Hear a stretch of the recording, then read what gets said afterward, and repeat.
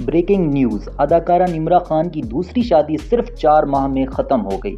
جی ہاں، social media پر یہ خبر آگ کی طرح پھیل رہی ہے کہ نمرا خان ان کے شوہر کے درمیان اختلافات بڑھ گئے، جس کے بعد انہوں نے علیحدگی کا فیصلہ کر لیا۔